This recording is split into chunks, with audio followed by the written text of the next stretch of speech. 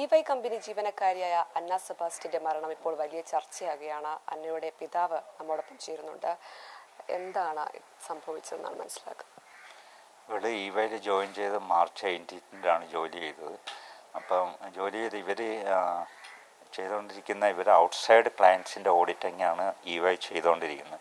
അപ്പോൾ അത് ഇന്ത്യയിലെ സ്റ്റോക്ക് എക്സ്ചേഞ്ചിൽ ലിസ്റ്റ് ചെയ്തിരിക്കുന്ന ഏറ്റവും ടോപ്പ് കമ്പനികളുടെ ഓഡിറ്റിങ്ങാണ് ഇവർ ചെയ്യുന്നത്. അപ്പോൾ ഇവൾ ഈ മരിക്കുന്ന സമയത്ത് അതിന് തൊട്ട് മുമ്പ് ചെയ്തു തീർത്ത ഓഡിറ്റിംഗ് എന്ന് പറഞ്ഞാൽ ബജാജ് ഓട്ടോയുടെ ആയിരുന്നു. അപ്പോൾ ഇതൊക്കെ സ്റ്റോക്ക് എക്സ്ചേഞ്ചിൽ ലിസ്റ്റ് ചെയ്തേക്കുന്ന കമ്പനികളുണ്ടെങ്കിലും നിശ്ചിത സമയത്തിനകം ഓഡിറ്റിങ് ചെയ്തു തീർക്കണം. അപ്പോൾ അതുകൊണ്ടിട്ട് അവർ ഈ യൂഷ്വൽ ടൈം കഴിഞ്ഞിട്ടും പിന്നെ ഇരുന്ന് വർക്ക് ചെയ്യേണ്ടതായിട്ട് വരുന്നുണ്ട്. 12:30 മണി വരെയാണ് അവൾക്കിരുന്ന് ഓഡിറ്റ് ചെയ്യേണ്ടി വരുന്നത്. പിന്നെ അവളുടെ PGയിൽ തിരിച്ചെത്തുമ്പോൾ 1:30 മണിയെങ്കിലും ആകും. അപ്പോൾ പിന്നെ അഡീഷണലായിട്ട് ഇത് ഇപ്പം തന്നെ ചെയ്ത് കിട്ടണമെന്നുള്ള അഡീഷണൽ വർക്ക് കൊടുക്കും. അപ്പോൾ അതും കൂടി അവൾക്ക് ചെയ്ത് കൊടുത്താലേ ഉള്ളൂ അവൾക്ക് ഉറങ്ങാനുള്ള സാവകാശം കിട്ടുകയുള്ളൂ. പിന്നെ അവൾക്ക് ഭക്ഷണമൊന്നും കഴിക്കാൻ പറ്റാറില്ല. അവിടുത്തെ വർക്ക് കൾച്ചർ നടന്നുകൊണ്ടിരിക്കുന്നത്. ഇത് അവൾ ഞങ്ങളെ വിളിച്ച് പറയുകയായിരുന്നു. ഞങ്ങൾ അതായത് ഇപ്പം ഈ കഴിഞ്ഞ ഒരു 1.5 മാസമായിട്ട് അവൾ പറയാറുണ്ടായിരുന്നു ഇങ്ങനെയാണ് ഇവരുടെ നേച്ചർ. അപ്പം ഞങ്ങൾ പറയാം അവളോട് റിസൈൻ ചെയ്തിട്ട് വരാനായിട്ട് പലതവണ ആവശ്യപ്പെട്ടായിരുന്നു. അപ്പോൾ അവൾ പറഞ്ഞു ഇവർക്ക് ഈ കമ്പനികളിലൊക്കെ ഒത്തിരി നല്ല എക്സ്പോഷർ കിട്ടുന്ന കമ്പനികളാണ്. അപ്പോൾ അവൾക്ക് പിന്നെ ആണെങ്കിലും വേറെ എവിടെ ജോലിക്ക് ട്രൈ ചെയ്യുന്നതിന് ഈ എക്സ്പോഷർ വെച്ചിട്ട് അതൊരു അഡ്വാൻറ്റേജാണ്. അപ്പോൾ അതുകൊണ്ട് കുറച്ച് നാളും കൂടി അവളിനകത്ത് തന്നെ കണ്ടിന്യൂ ചെയ്തിട്ട് തിരിച്ച് വന്നോളാം എന്നാണ് ഇവൾ പറഞ്ഞിരുന്നത്. എഴുതിയ കത്താണ് ഇപ്പോൾ വലിയ രീതിയിൽ സോഷ്യൽ മീഡിയയിൽ അടക്കം വൈറലാകുന്നത്.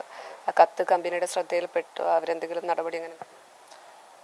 കമ്പനി ചെയർമാന് ഈ ലെറ്റർ ഇമെയിൽ കിട്ടിയപ്പോൾ തന്നെയാണ് ഇവൈ ഇന്ത്യയുടെ ചെയർമാൻ ഇങ്ങനെ ഒരു സംഭവം അറിഞ്ഞിരിക്കുന്നത്.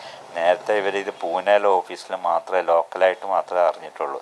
അപ്പോൾ ഇവൈ ചെയർമാനും അയച്ചു, പിന്നെ അവരുടെ ടോപ്പ് ഒഫീഷ്യൽസ് വേറെ 5 പേർക്കും കൂടി അയച്ചിട്ടുണ്ട്. ആ 5 പേർക്ക് അയച്ചിട്ടുള്ള ലെറ്ററിൽ അവരുടെ ഓഫീസിൽ നിന്നാണ് ഇത് ലീക്ക് ചെയ്ത് പോയിരിക്കുന്നത്.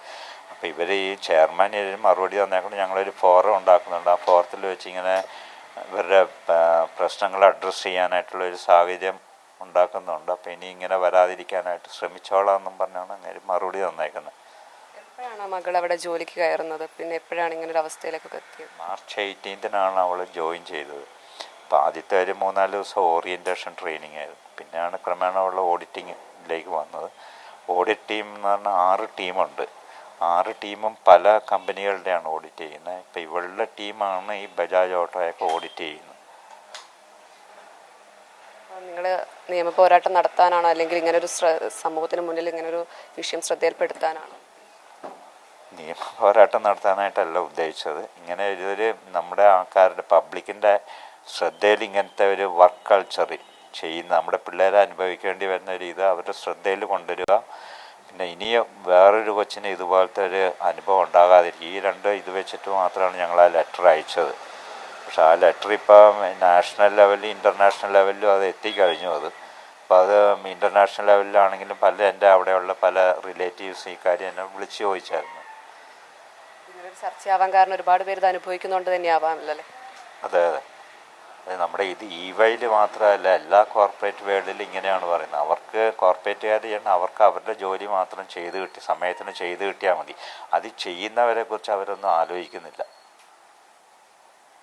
ഇതാണ് വീട്ടുകാർക്ക് പറയാനുള്ളത്. തങ്ങളുടെ മകൾക്ക് സംഭവിച്ചത് ഇനി ഒരാൾക്കും സംഭവിക്കരുതെന്ന ശക്തമായ ഒരു മുന്നറിയിപ്പാണ് അവർ നൽകുന്നത്. ക്യാമറമാൻ അഖിൽ ഷായോടൊപ്പം അർച്ചന വിനോദ്, കൈരളി ന്യൂസ്, കൊച്ചി.